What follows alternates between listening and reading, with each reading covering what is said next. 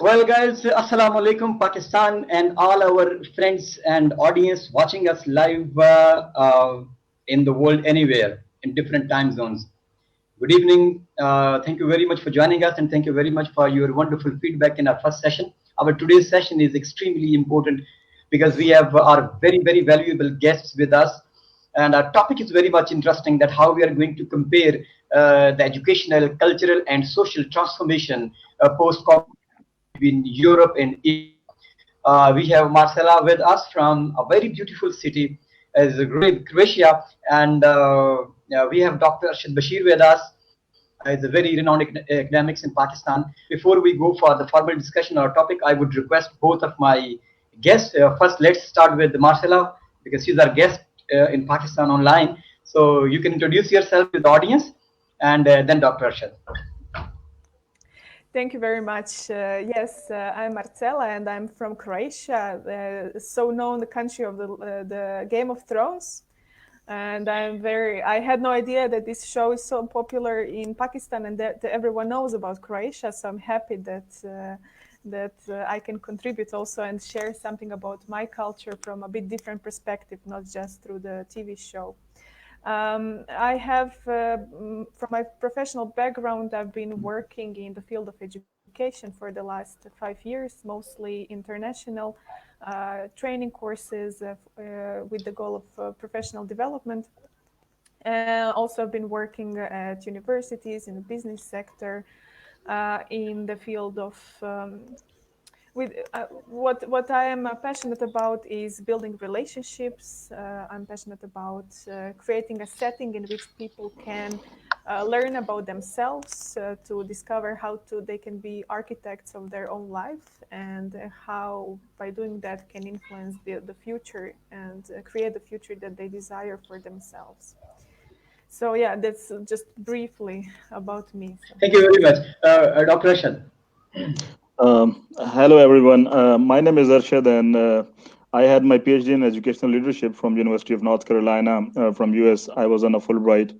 And since then, I have been in teaching. I have been in educational management. And right now, I'm taking care of some national level projects as well. So, as far as this particular session is concerned, I was very much interested in it, and I'm thankful to my friend Asif from Comsets. And the moment I just saw the opportunity to be a part of it, and I engaged him to invite me for this, and also I invited my students to come and participate in it.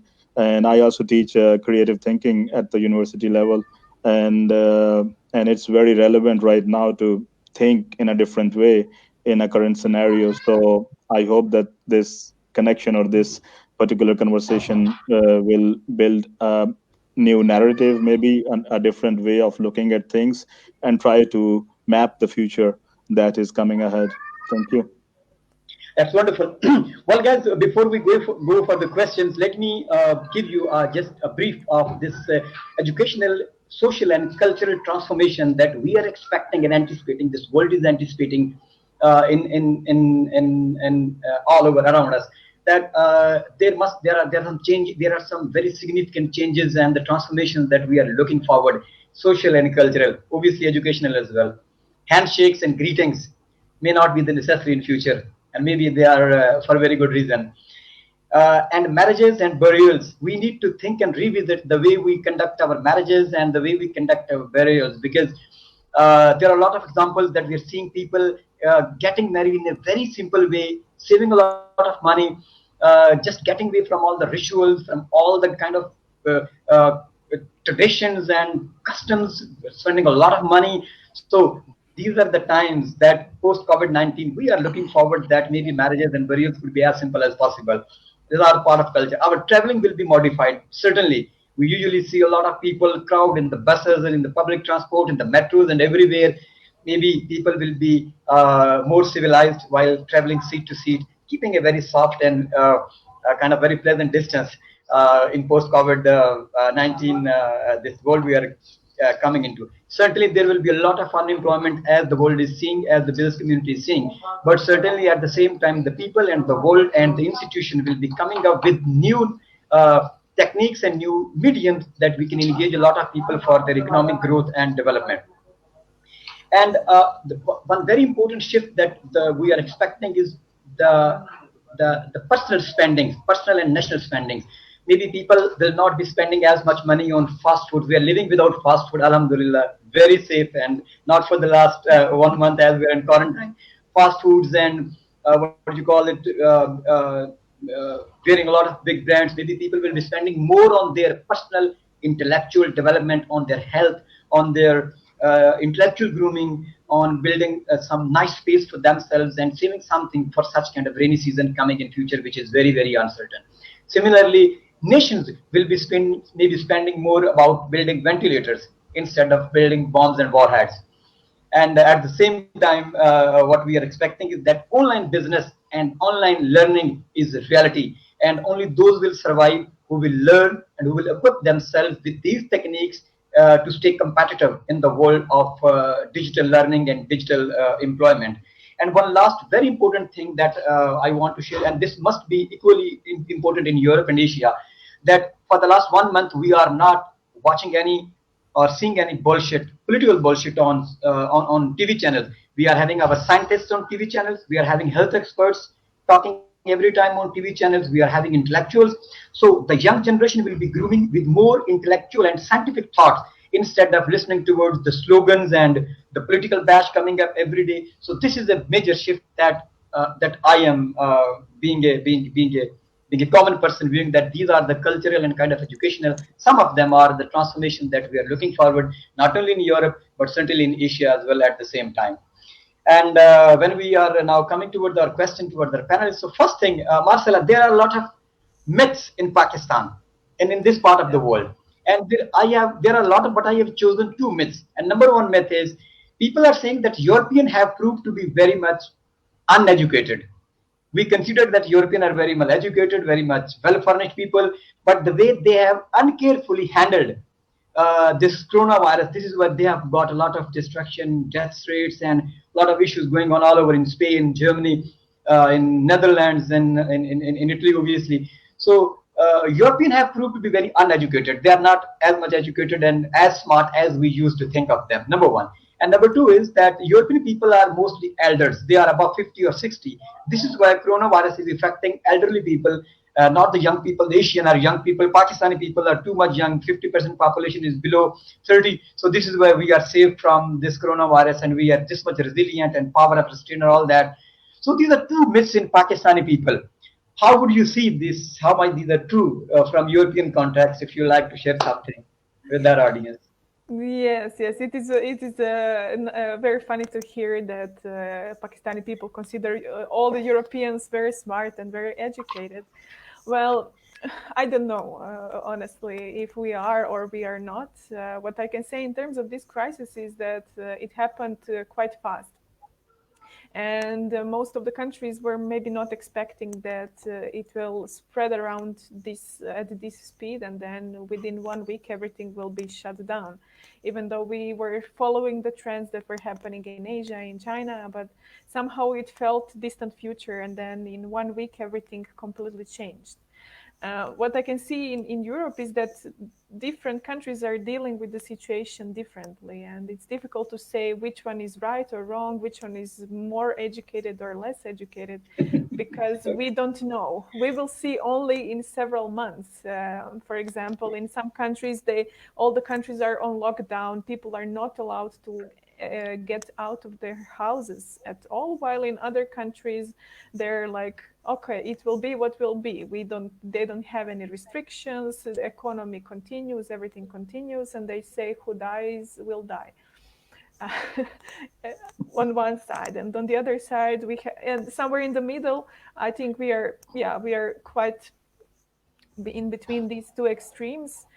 For now, I see we're handling it quite well, step by step, day by day, and I don't know if we are smarter or not in this sense, but what you said about the second myth about the older generation, there is a lot of statistics about who is more probable to get infected, who is not. And they say it's not connected even to the age. It's more about the immune system of a person, or if a person has been sick before, has some kind of health issue that is like cancer maybe, or already some issues with the lungs, and then they have much more chances that they will actually get infected and die from it. So I would say it doesn't, yeah, okay, maybe older people are also easier to catch it because their immune system is by default weaker, but not necessarily anyone can get it. It just depends on their immune system and the You mean health to say that condition. this coronavirus is not considering who is older or who is younger, who is women or is male. So it is equally for everyone, and anyone can can get affected with that, right? It's Yes. It simply depends on the health situation of the body and who is more likely or less likely to get it. Yes, older people usually are at higher risk because of their health situation, but it doesn't have to be. It's not. okay, fine. But now I hope that our people, our friends listening us, they got some idea about these two myths, that it is Europeans are not smart, or maybe some are smart, but maybe some are not smart, Yes. as it is said about Romania. So maybe how it goes on. Dr. Saab, my question from you. This is question from both of you, but first Dr. Arshad will answer. Dr. Saab, what kind of effects you are forcing on the lives of people post COVID-19 once this all situation is over? So what kind of effects you are watching, you are seeing, you are forcing on the lives of people from educational, cultural, and social perspective? So you have to answer from your perspective from Asia, and then maybe Marcela can add a little bit from European perspective. Right. Thank you. Before I answer this, let me have a comment on what Marcela said. Uh, if we just compare how people recovered or how people tackle this situation in different parts of the world, just like comparison of China versus Europe, for instance, uh, in my personal opinion, the one big difference is of democracies.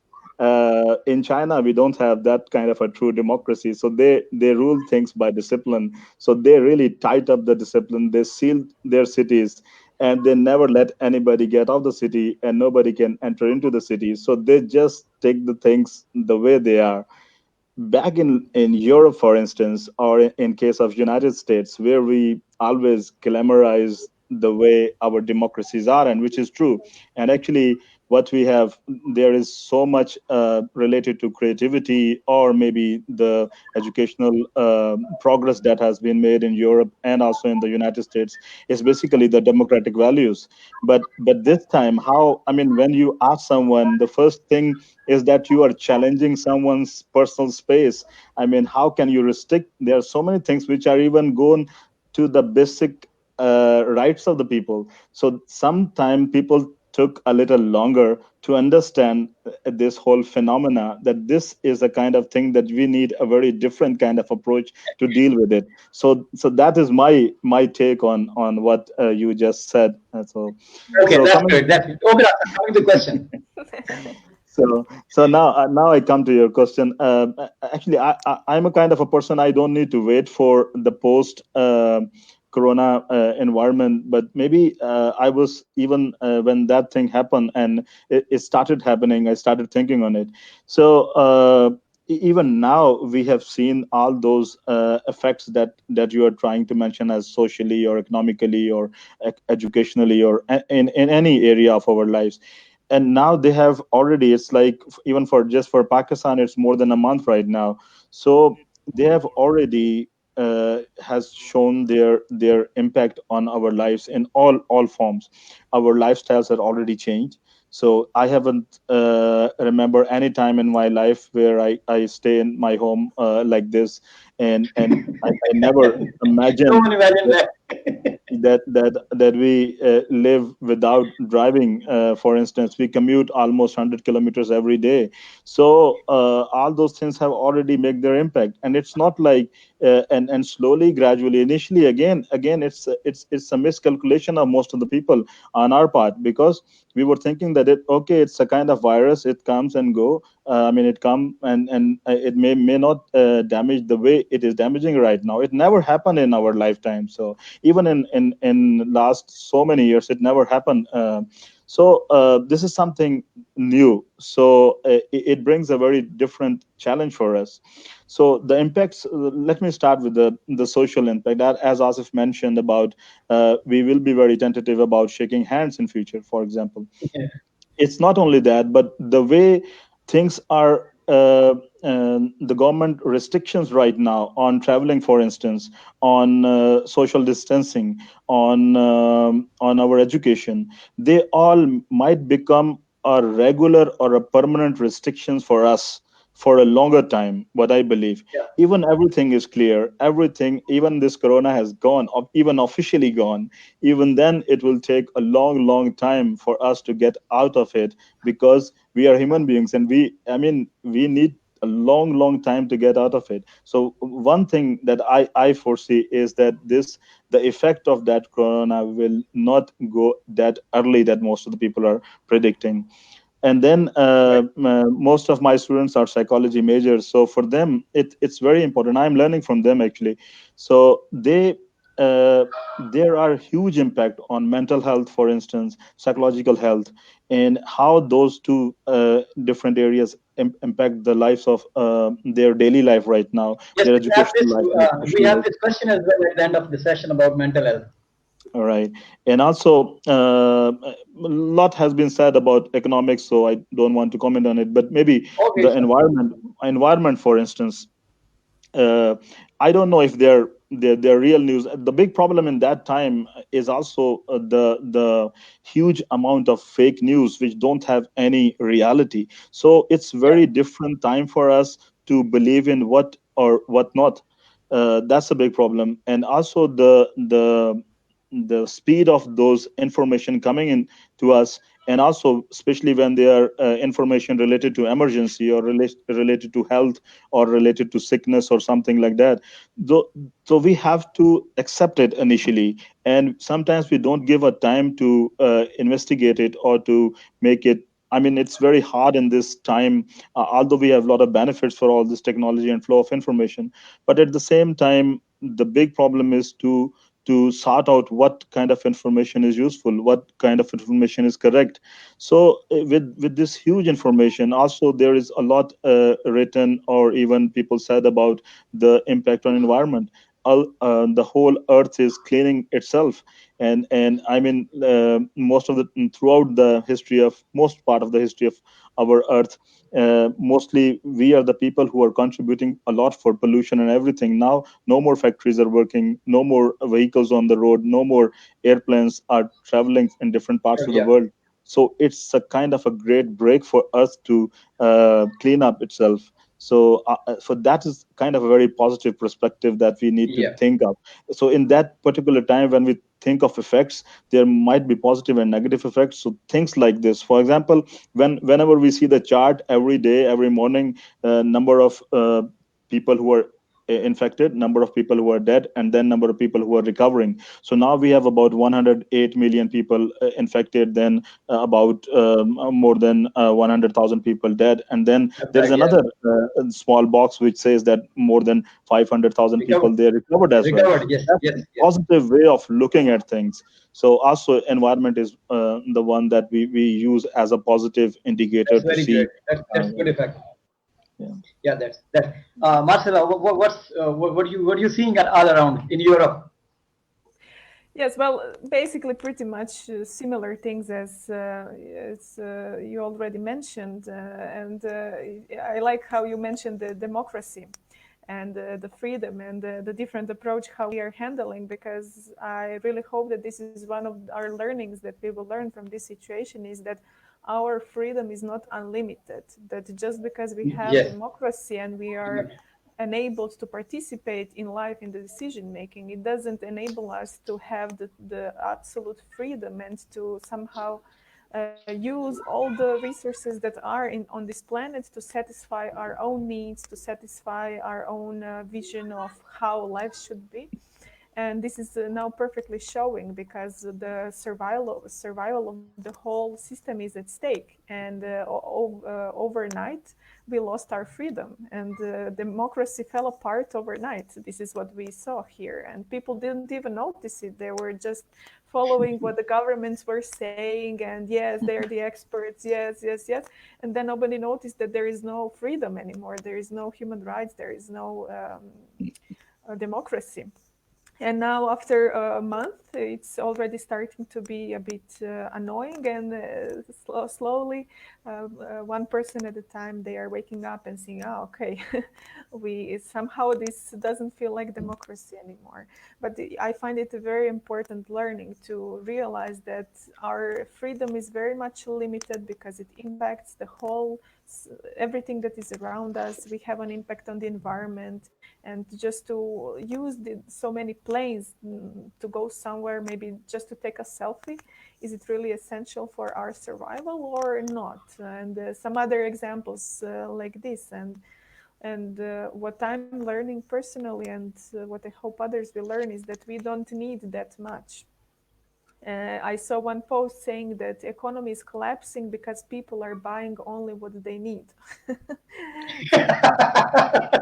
That's true. Personal spending, yes. We're spending more rationally. Yes, because now we are just dealing with the essentials, and everything else is pure luxury. Yeah, this is true. I guess this is a very positive effect, Dr. Sahab. I mean, as Marcela has pointed out, that people are dealing only with essentials, and when you are dealing with essentials, it means that you are focusing what you need actually. There's no need to. You can survive with something which is necessary, and then the rest of the things you can let go. So, as you both mentioned, that there are positive effects, but there are some negatives as this economy. People are saying that economy is going down, all that fine. But at the same time, our environment is getting cleaner.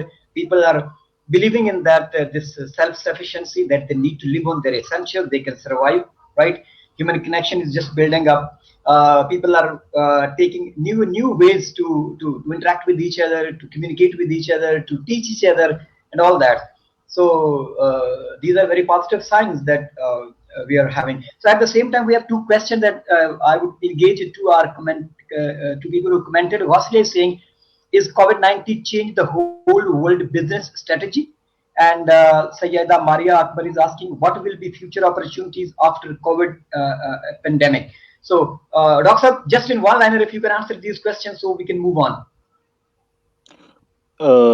Yes, about the opportunities, I think the world is going to change. That is very important to understand whenever we think about the opportunities that are expected to happen in future.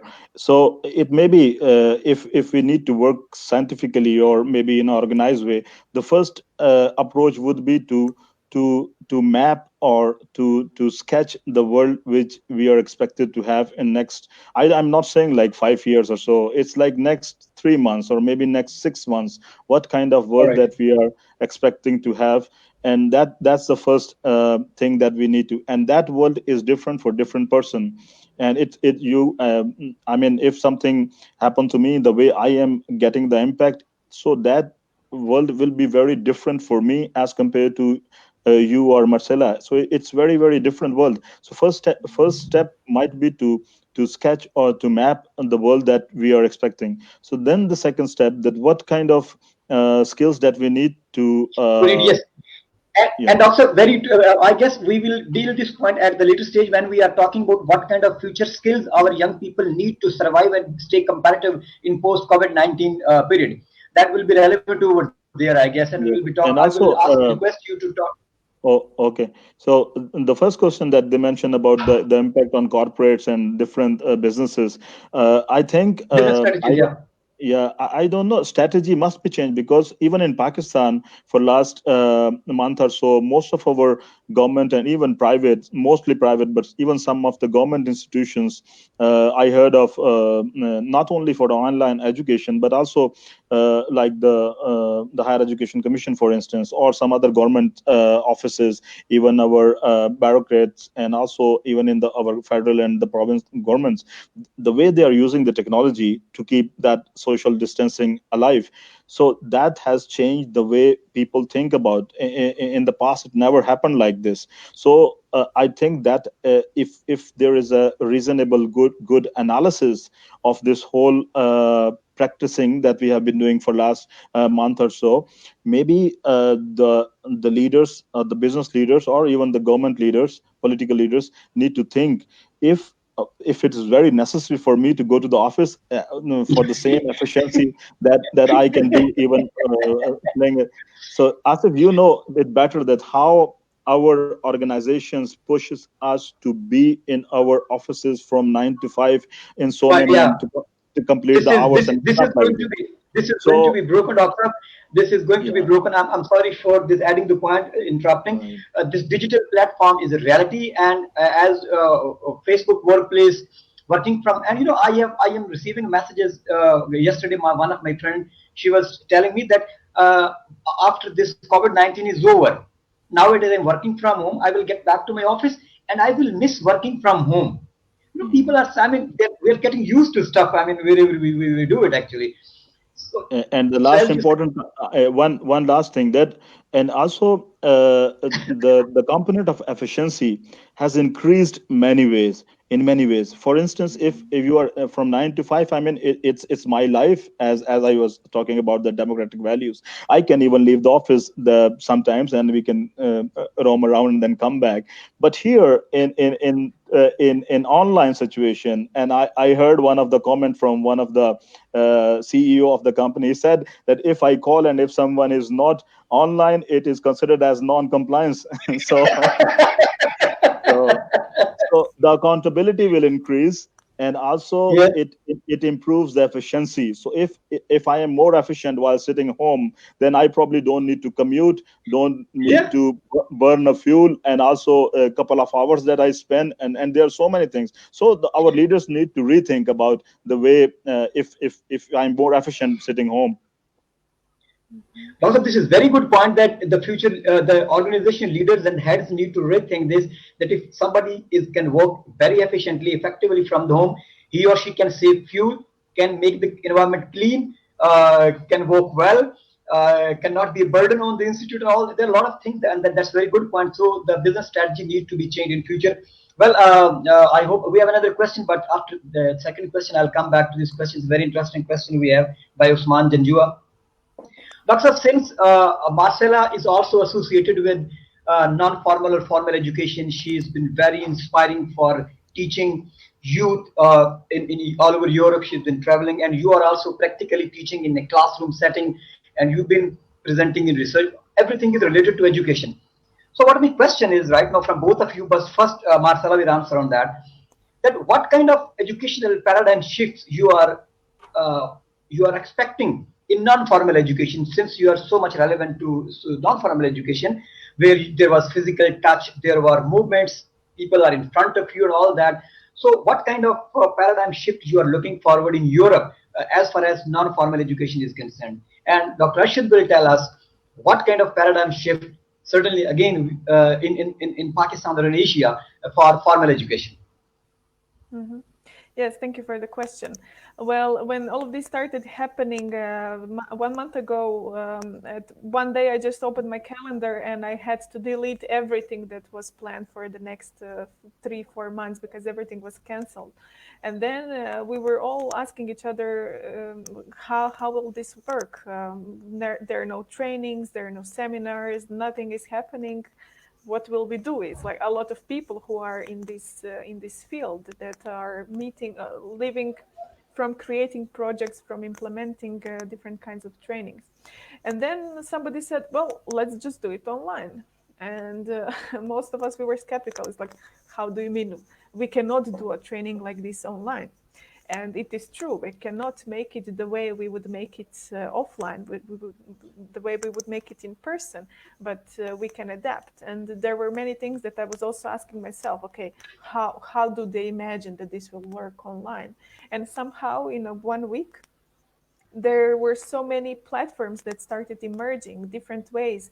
There are even 3D figurines of people that they can be in space interacting with each other. Wow, It's great. like an online training. So it is definitely, it is first a shift in our minds that has to happen, that we say, okay, yes, it can be done. Just we need to think in a way how to do it. And I believe this will become more frequent reality also in the field of non-formal education, and we will have to adapt. Otherwise, um, we will all go out of business in a way, or we will have to find another field for ourselves. So this is one of the things. And another, what I also noticed is that we are using and developing more different tools for collaboration online. Uh, for example, before 1 month ago, I had no idea about half of the tools, about the resources that exist online that people can use to collaborate. And then in 1 week, I discovered 10 new, and I was like, oh, how did I not know this before? And it is very beneficial, and I think it will even increase, as you said before, efficiency. More people will be able to collaborate from different parts of the world. It will be possible to reach more people, bigger target audiences, and we will become also more flexible and adaptable in the sense of working with different people. Yeah, but if I talk about event-wise, remember that Yes. how I'll have if you leave me in the middle of the national forest of Netherlands, how it is going to work on. Yes. Well, I really, for this one, I don't have a question, because the experience will be limited for sure, because a training like that one, like you did This in is the the point. This is what Netherlands. I wanted to add, that there will always be some limitations. Doctor, although we have not been allowed to share these rituals that we've been taught back in Netherlands, but one thing I just mentioned, that there was a ritual that we've been left in middle of a forest. I mean, to just find out a way for 48 hours. And can you just imagine that we survived? We survived without help. We survived without hope. So I was just saying that there are some rituals that international trainings for normal formal education they conduct, but now maybe we will not having this flavor because there will be some limitations. But at the same time, new times require new solutions, right? Yes, yes, and maybe it will be only temporary. Maybe after some time we will be able to again do trainings like this. I don't know. If we don't adapt, it will be very difficult to remain alive, to remain in the system, because everything that's not adapting is dying out. So yeah, let's see. I don't know really. Right. Doctor, I'll come to you, and after that there will be question we'll ask from audience. There are two questions. So, what kind of paradigm shift you're too much into this future of higher education in Pakistan? What you are thinking that the things are turning around in Asia for Yeah, formal education? yeah. Mostly, I can comment on Pakistan. Yeah. So, what I see is a big change coming up, and if we see, it's not like that we don't have the online or this kind of education before. Actually, we have a full-fledged university here in Pakistan, the virtual university. So they are offering some kind of programs and courses online. But and again, even if you remember, ComSets has its own virtual campus initially, and also we are the first university to have a hybrid programs. So, but all of these things were considered as an option, right? So it was just as an option. We use those as an option if something is not available, and also in the time of, let's say, normal times of peace, when we have everything in order, at that time we use it as just as an option, just as a if you allow me to use the word, just as a fun to go about that. But now the problem is that this has become a mandatory requirement. We don't have Mandatory. any other option. We cannot bring children into the class and then start teaching. So now the only option available is online. The only option available is that distance learning kind of the environment. So that's a very important point that we need to understand in context of Asia or Pakistan, that now it's no more an option.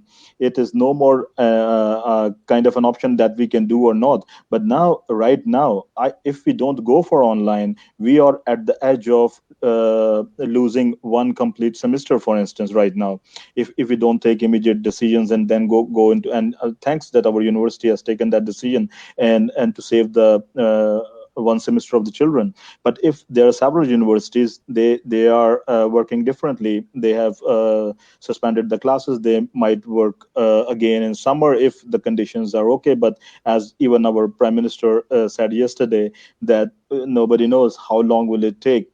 And as I mentioned, if everything is okay and clear, even then it will take a long time to clean up and then get out of it to get normal.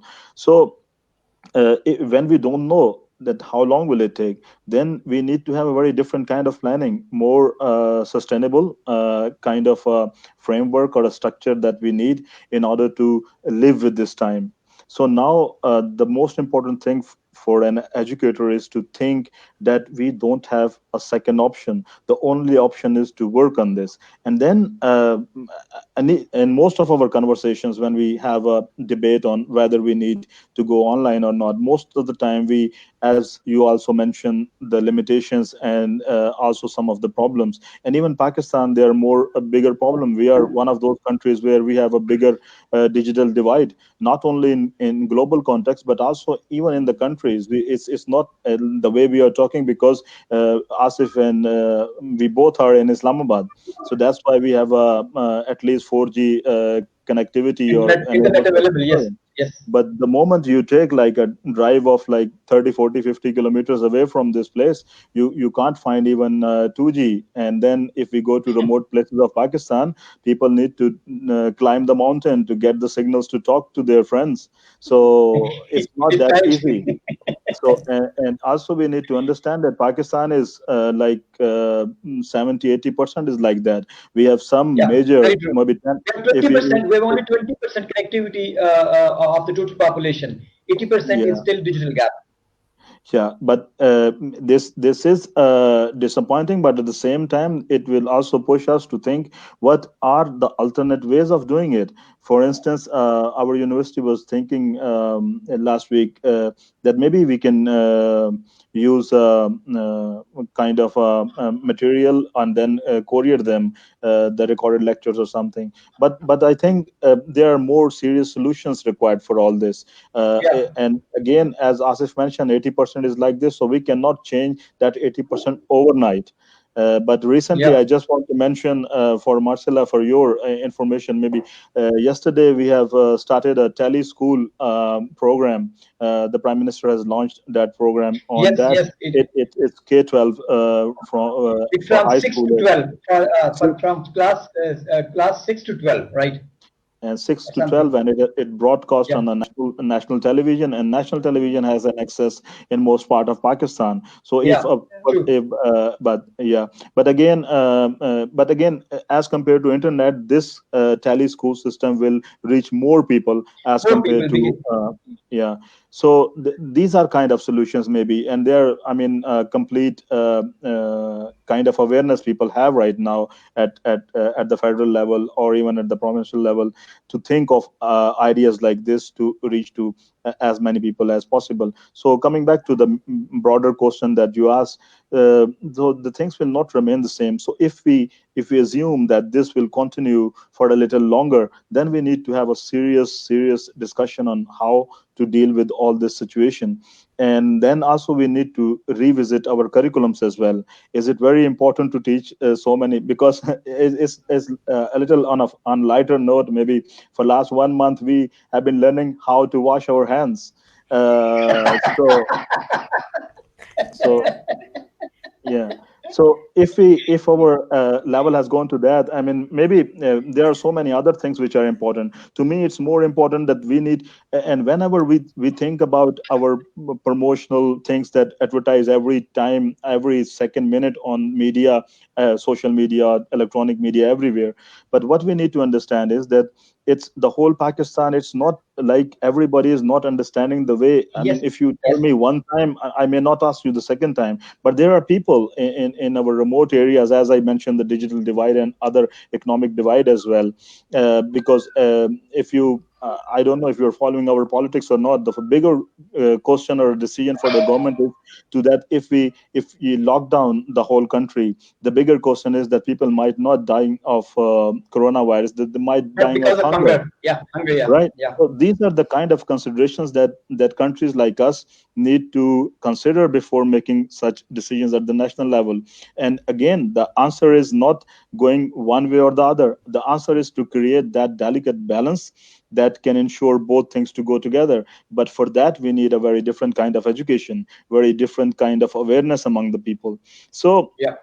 education, I think, as I mentioned, that maybe we need to rethink about immediate rethinking is required to how we think about the curriculum. Do we really need that curriculum? That now most of our curriculum should have been, as Asif mentioned, about that survival challenge to be in the forest, and you are left for 48 hours to get out of it. So similar kind of right now, it's a kind of survival challenge. If we see three months Especially from for us. now, what if do I have my job in next 3 months or 1 year? Because if as coming back to my earlier comment, that if my CEO was thinking that maybe if I today he was thinking that he is very efficient from home, maybe after few months, after some time, he might be thinking that I might not need that person because I'm working without him. So that would happen. I mean, just Yeah, recently in 2 weeks, millions of jobs are being lost in the US and Europe and everywhere. So we yeah. need to rethink what kind of curriculum that we need right now. So curriculum must include the component of that survival mode, that we are in a survival mode. So that is a very important consideration when we think about education. Also, thank you very. This was very comprehensive thoughts that you shared with us. Next question is very important, and it is relevant to one of the comment as well. Asya Amir has asked that everyone is talking about business, economy, and strategy and all that, but no one is talking about. People are not concerned about what kind of mental health or what kind of attitude we are post COVID-19. So how are we're going to face it? Because every time we watching so many deaths and lack of equipment and all that. So this kind of stuff has created some mental uneasiness among the young people. So how do you see, both of you, this mental health situation? How we can deal with this? What young people can do actually to stay themselves mentally wise, mentally sound, and mentally productive during these times and after that? Maybe Marcela can talk on that first, and then Dr. Rashid will add something. Then we move on. Yes, thank you. I would also like to connect to what was said previous about the survival information that we are also learning through education and the basic stuff. And what is also what also has an impact on mental health is relationships, because Yeah, now we are all the time with the families. Not all of us, but those who have families.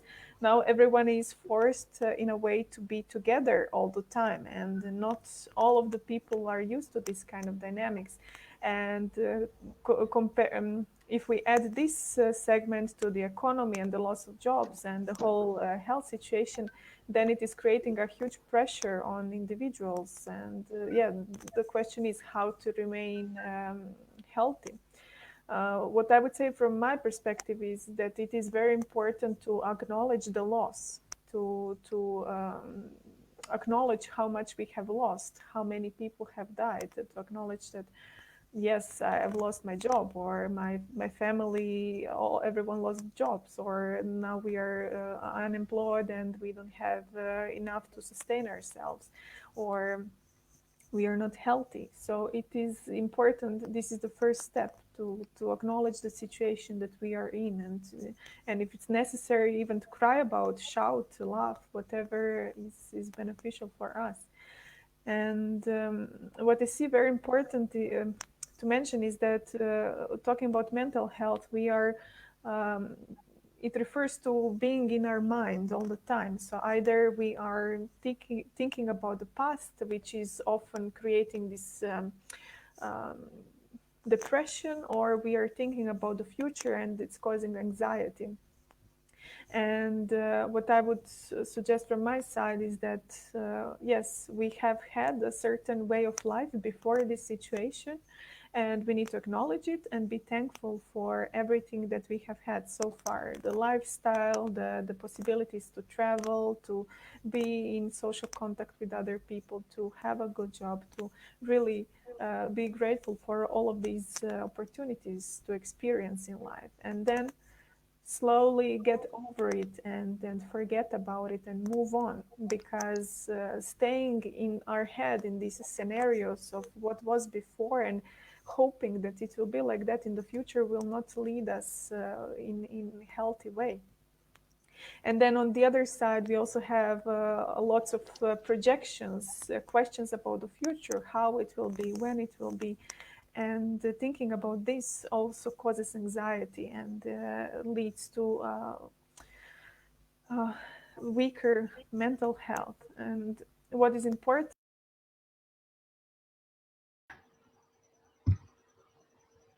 is that we get out of our minds, so that we stop thinking about the past, stop thinking about the future, and we really feel the presence of our body in space, in the moment in which we are now. So I'm not now thinking about the future. I'm now sitting here in my homemade office and talking to you. So this is what is relevant for me. And to acknowledge this, just to get out of our heads, to feel the body, to feel the messages that it's sending to us, to feel the emotions, to feel everything, and to give it attention. Not to just sweep it, put it under the carpet so nobody talks about it, and just have confidence in ourselves that we are able to get through this by ourselves, and be confident about it, and somehow trust ourselves that we will be able to handle it. Otherwise, it will consume our minds. What was in the past, what might be in the future, and it's all the time we're in the heads. And this is what people in the West, I don't know about Asia, but we are all the time busy with what happened and what might happen in the future, and we are totally missing the present moment and what is here and now. And yeah, we need to acknowledge it, what was before, and move on. Doctor, she has raised a very important point that we need to invest more on ourselves, and we have to be in the present rather than what happened previously. So we have to be in the present, and when we in the present, we feel ourselves, we communicate to ourselves, and we think on our strength and our plus points, and then we make move on. So this is very much important to live in the moment instead of whatever the maybe wrong choices we have made in the future, in the past, or maybe bad decisions. So we should be very much kind to ourselves. That the lesson we've been taught at Eventwise, that you need to be kind to yourself for all the bad choices you have made so far. It has gone. You cannot undo it. But you have to live in the present and feel it and live into it. And this is the only way that you can build a very sound mental attitude to face even the greatest challenges of your life coming up, bigger maybe from COVID-19. So this was my comment. Doctor, what you want to say, because you're teaching psychology students, and your students are maybe asking questions that how we are getting over this psychological issues, because this every time we are having this buzzword, coronavirus, coronavirus, coronavirus. And Doctor, one very important point I would like you to consider while answering. These young people are very much, I felt they're very much fed up at their homes. Oh, I just want to get out. I am fed up with this restriction and all that. Oh my God, life is so much boring and all that. I cannot sleep well. Do you think that these kind of attitudes are going to make them a productive person after that? Yeah, but actually, the bigger notion is that they are like this. I mean, the first important thing for us to understand is that's natural, and we need to fix in the way they are. The big problem for us in Pakistani context, or maybe you can generalize it for the rest of the world, that sometimes we have the problems of current time, and we are trying to fix those problems by using the tools which were exist in the past, and that's Yeah, why we failed.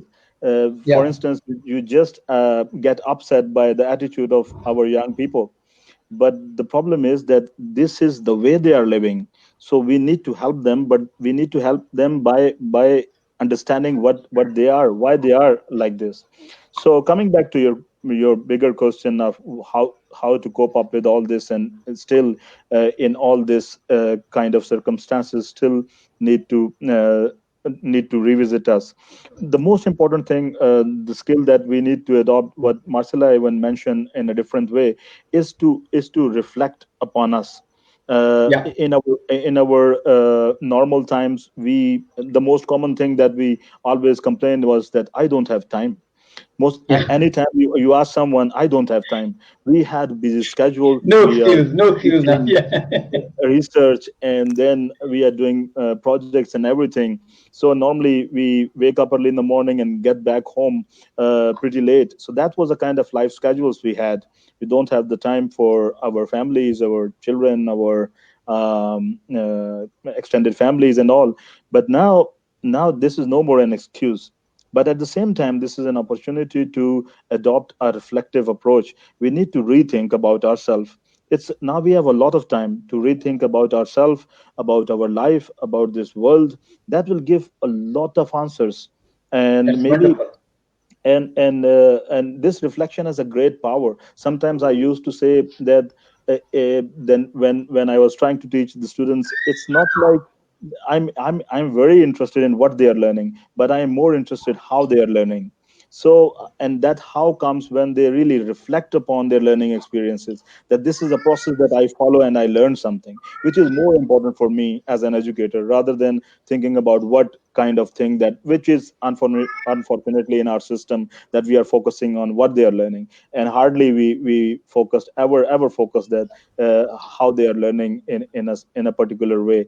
So for each and every person it's different. It's there is no one generalized thing that we can tell and people start adopting and this self reflection, reflecting upon yourself, and then coming up with an ideas, and then come prepare a kind of a plan to get out of it. The things will not change the way they are happening. And we have a kind of a limiter, as we said, there is certain limitation of everything. So there is a certain limitation, but it's a lot of time every day we have. So we and already by default our life patterns and lifestyles have already changed. So now it's time to little bit organize, try to think about ourselves, and try to value some of those little things that we have never valued in our lives. And now Yeah. it's the time This is to this is there is yes, please, please, carry on. and Carry yes, on. and some of my students were saying that maybe it's we need to rethink about hobbies which were kind of absent in our lives for last so many a lot time. As I mentioned, it's like kind of express life, or so in that life somehow we lost the essence of having hobbies in our lives. I still remember when I was a kid, we at least have some kind of hobbies, but this younger generation, they have all the thing that they have is the cell phone and Instagram. Instagram, the cell phone, and stuff like this. So sometimes now it's a very high time to rethink about our hobbies, the things that we are really interested in, and the things that can change us, that the things that we really like and we really love about those. So it's a time to do some of those things. So reflection, hobbies, rethinking about self. These are some of the things that I can So these are mention. very wonderful points. Those people who were asking about how they can stay positive in these hard times is self-reflection, accepting yourself, forgiving yourself for the past mistakes you have done so far, making a new version of yourself, acceptance, and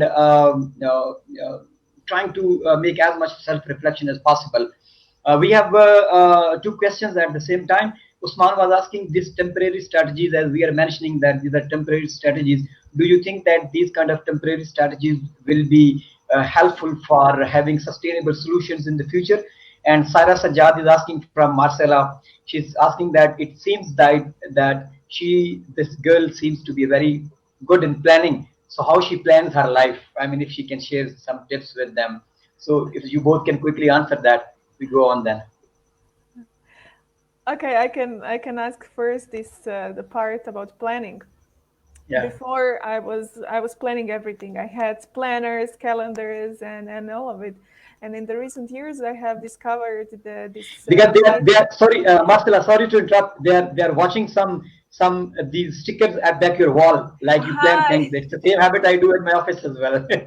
Yes. Well, this is what's in the back. It's just because of one project that we are finishing now, and we are writing a publication about it. So it's still a creative mess behind me. But in general, what I see beneficial in these times is to still have some kind of order in life, even though we are working from home, maybe to dress up, to have a bit different routine than the one that we would usually have, maybe just being at home, and just go day by day without too much planning. This is, let's say, behind me, it's a long-term plan. It's 1 month of work that we have completed. But in the long run, yes, it will be maybe just short-term planning, and it might not be sustainable in the long run. But in my perspective, this is the time to, like in nature, now we have spring here, and it's time to plant seeds of the fruits that we want to collect in the autumn. So it's an opportunity for us to rethink, to revisit, to slow down, and to plant this seed of the future that we want to have in several months. And then we will see how it will be. We don't know. That's good. Doctor, you want to add something into this? Yeah, I slightly disagree that these are what the question was asked, that these are a temporary or makeshift arrangements. I think these are long-term strategies. If you really get into this, for instance, if you are capable of reflecting upon yourself and upon your learning experience, there is nothing better than that, and you can continue with this even. And again, coming back to our earlier notion that the world is not remain the same in future, in next 3 months, 6 months, it is going to change. So whatever the stat, and right now, if we believe, and again coming back to that point, that first we need to identify, first we need to understand that something has changed, and the real understanding will push us to go for a second and third step. So first we need to understand that something has changed. So once we understand that something has changed, then we can work on any strategy or something. So to me, it's very important that maybe, because, and another way of looking at this whole situation is that this is an emergency situation. So Yeah, for an this is emergency situation, we don't plan such long strategies. We just have a very quick strategies to get out of it. But again, a bigger question here is that once you get out of it, the new world will also be very different. It is not the same world that is 3 months ago. So the strategies are very interesting right now, because even the right now we need a emergency kind of strategies, as someone has labeled it. But once we get out of it, then even when we need a very different kind of strategies, not the same, that it's not like that there is something happen and we live with this, and then once we get out of it, we will have the same older world of like January or December 2019, and when we start yeah. working, and it's not like a restart or reboot button kind of. So once you reboot, it may not restart again. So for that restart, we need to think differently. Yeah. Yeah, that's good. I have last two questions, and one is from specifically Dr. Arshad, and the other one is for Marcela. So first, Doctor, this question is very important for young people, not only in India but in Europe as well. Since you have your PhD dissertation on basically 21st century skills, so I have a very relevant question to you, to our young audience, the students or those who are just fresh graduates or maybe in the mid of their career. What kind of skills on fingertips, what kind of skills they need to learn and equip themselves with to stay competitive in post COVID-19 world? Very, very Right. specific question. Yeah, thanks for asking this question, although very late, but still, I mean, it's helpful. The skills that people need, if I try to fix in a broader context, these, and even I used to mention this so many times, that we need to prepare our children for something, for some problems that don't even exist today. That's a bigger question for us to think as an educator, that we even back 2 3 years 4 year or even like 10 years back, whenever we started planning, the big thing is that, okay, we need to prepare our children for these challenges and problems, and most of the time we use, oh, okay, in future this might happen. But now in this particular situation right now, there is no other option left for us.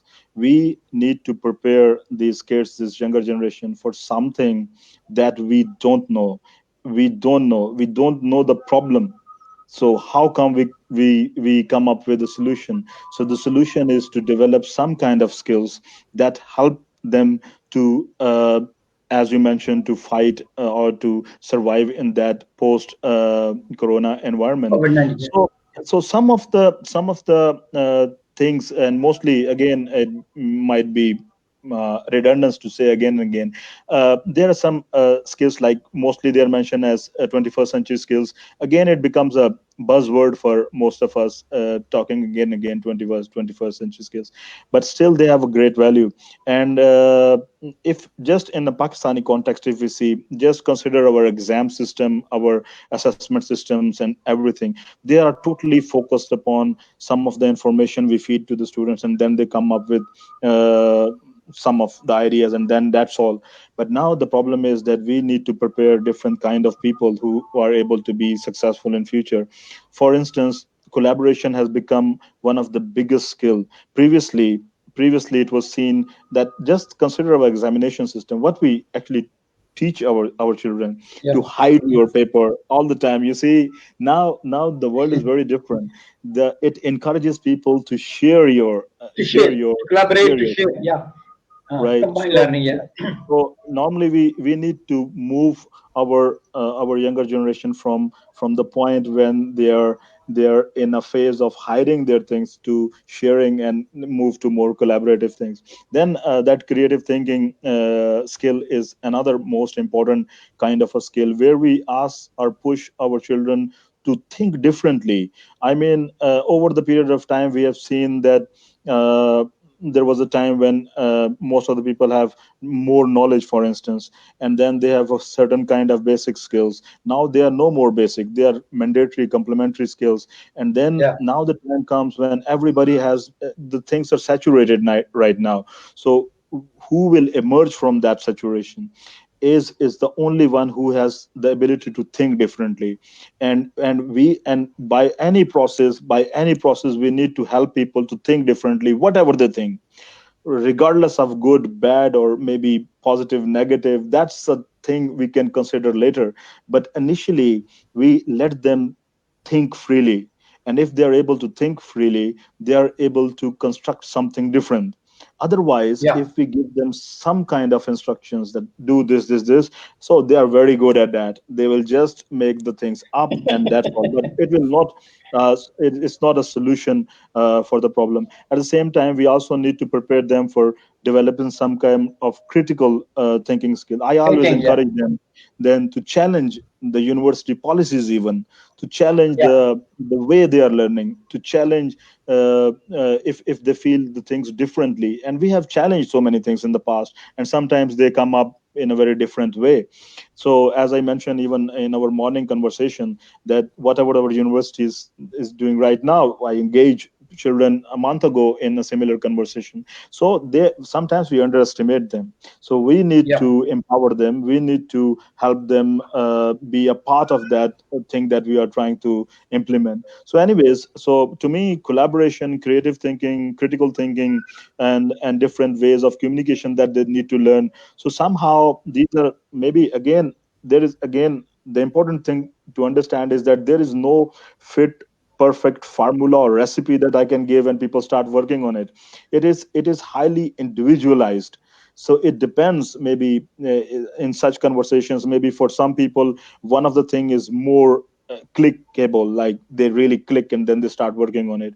And maybe you said something or Marcella say something, and that becomes a kind of a thing that they really know that we need to work on this. So might be all other things are not important for them. So it depends on a person who is working or who is listening to you, and then he or she needs to pick up that particular thing and start working on it. But generally, the bigger answer is differently, to think differently. If you are able to think differently, you are able to construct your future differently, because there is no place, let me repeat, there is no place for those who are just making a similar kind of a thing. It's not a factory anymore. So you need to be creative, and for creative you need to be different. And the only possible way to be different is to think weird, think maybe sometimes nonsense. Normally we have all type of resistance and fear that we created among these young people that don't think. We just help them to what we do normally, to think in a certain linear pattern. We all want it. Just see MCQs. We have boxes, 1 2 3 4, and only there is one correct answer. So no, all other, so we just put them in boxes. So we need to take them out of those boxes to help them think differently. And once they are able to think differently, they are able to create a different future, which might not be applicable for you, but very good for me. That's very wonderfully concluded, Doctor. That, but at the same time, I would add one point into this, that our students and young people should not be afraid of these times or these challenges coming up. I guess this is a reciprocal process. Whatever you are saying, whatever Marcela was proposing, at the same time, it all depends how I'm going to take this. Because as Les Brown said, that the highest investment one person can make in life is investing on our own selves. You need to spend more time with your own self. You need to invest more on yourself so that you can become a high achiever person with the highest level of self-esteem. And motivation or inspiration or these plans or these suggestions can take you a certain way, but they cannot make you reach at the top unless and until you have a discipline and very constructive set of habits and skills which actually can help you to reach where you want to reach. So this is something very important for our young people, that students or the mid-career professionals, to adopt that discipline is the key to success. Somebody can motivate you, sometimes can inspire you, but it is your life. It is, you are the CEO, you are on the driving seat. As long as you're not moving ahead in the direction you want to be, there is no one. As we see in Olympics or in the greatest games, whoever runs in the tracks, none of from the crowd just come and start running with them. Everyone runs in their own tracks. So this is our own life, so we have to run in our own tracks. So this is equal responsibility of the students as well and the young people as well, that they integrate into this system and try to be a high achiever person with discipline and dedication. So this was my small addition. So my last question is with Marcela. This is a very, very interesting question, Marcela, and this is very relevant to what you've been doing. How to deal with this uncertainty when we are not knowing what kind of reality we are having in future. In your all conversation, in 1 hour conversation, you used 23 times the word unknown, unknown, don't know, unknown. I'm counting it. So similar like you, so many people in Pakistan and all over Europe, maybe they are thinking what kind of world, what kind of reality we are facing. So this fear of unknown, how we can deal with this fear of unknown, this fear of unknown, doing to be or not to be, how we can deal with this fear. Yes, thank you for the question. It's something that I have been thinking about also, how to deal with this. And what I notice is that people have this some basic needs that are very strong in us, and one of them is the need to belong and for security, and also we have a very deep need for certainty, to know what will be and how it will be, and to have the information, predictions, and have put all of these things together. But in a world where we know everything, and when everything is certain, we stop developing. There is nothing, because we are just standing, okay, I already know everything, and that's it.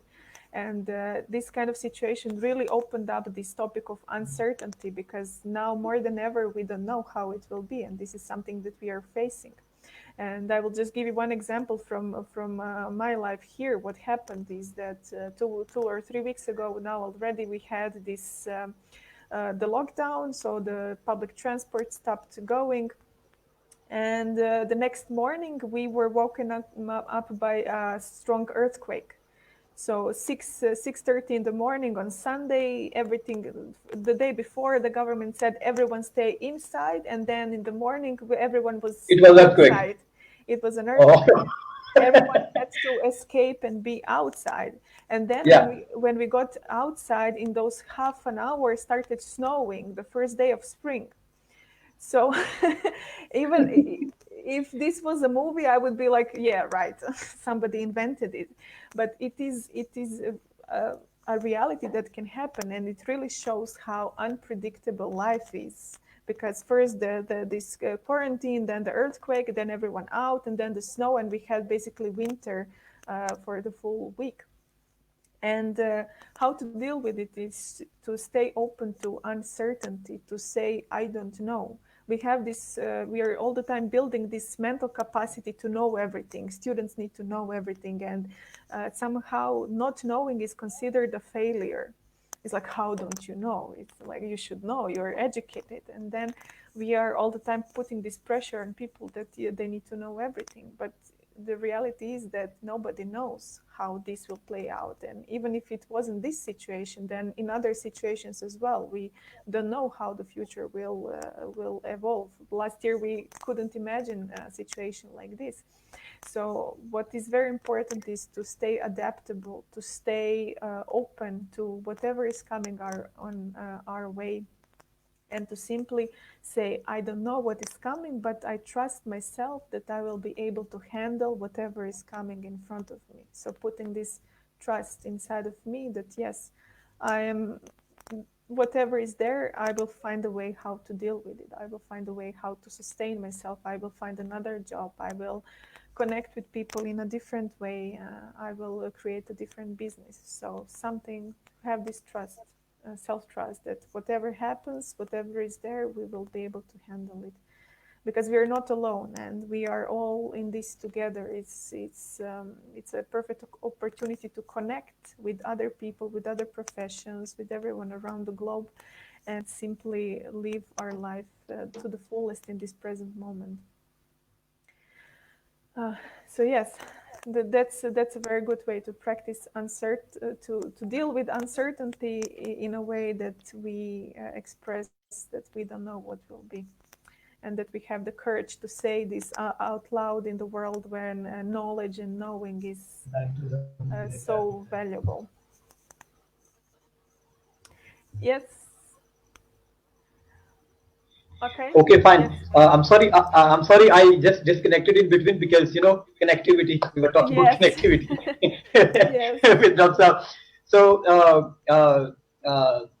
Marcela, can you, if you can just slightly, just in more few words, you can repeat so that I can catch up the conversation.